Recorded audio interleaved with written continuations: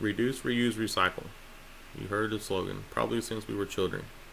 The long form of that is reduce the amount of you discard, reuse what you have, and recycle as much as you possibly can.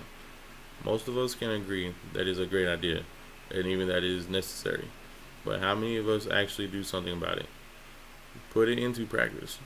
For those of us who do, are we doing all we can? And most importantly, do we know just how dire the situation is on our home planet? Recycling is such a broad topic. It is really hard to sort through the vast amount of available information out there and focus on just a little. First, we'll discuss why recycling is such an important issue. Here are some quick facts just to put it into perspective for you. If you throw away an aluminum can, they can stay in that form for up to 500 years or more. 500,000 trees have to be cut down just to produce the Sunday newspapers each week. 2,000 pounds of recycled paper can actually help to save 17 trees, over 350 gallons of oil, and a lot of landfill space. That also means less air pollution.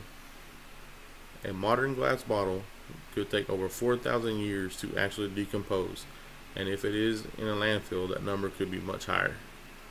Those facts are astounding and clearly speak for themselves. But that is just a tiny snapshot of the damage we cause our environment by not recycling. So, where does garbage go when we choose not to recycle it? Landfills or incinerators usually. Landfills are basically gigantic holes in the ground in which we bury trash. There are around 1,700 landfills in the United States. Considering the America per capita, trash disposal is about 4.6 pounds per person per day. We are filling those landfills very rapidly. In a landfill, trash doesn't get a chance to decompose because no air can reach it. It really just gets sealed up in the ground.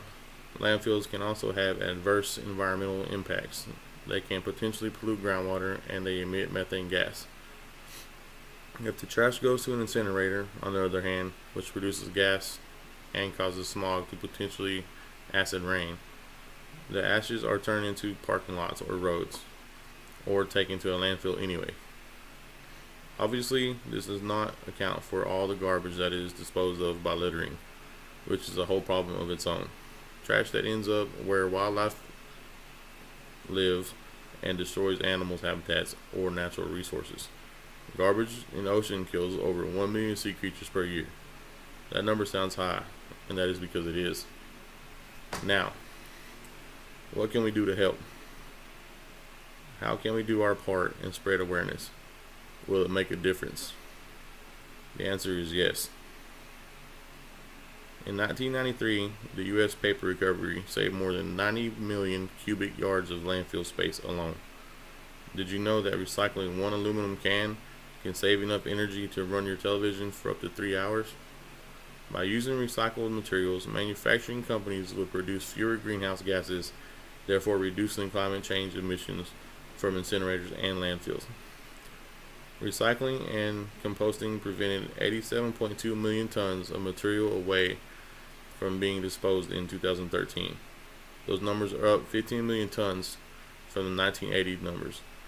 This action reduced the carbon dioxide release of about 186 million metric tons, which is equivalent to removing 39 million cars off the roads for a year's time. Aluminum cans, from recycling start to finish and back on our local grocery department shelves, on average takes about 2 months. Right now, there are islands of trash floating on the surface of the Pacific Ocean that amounts to twice the land coverage of the state of Texas. The island stretches Pacific Ocean approximately 6,000 square miles of the ocean today. Now, do you think we need to recycle? There are so many ways to recycle your materials or garbage. I'm not only talking about paper and plastic here.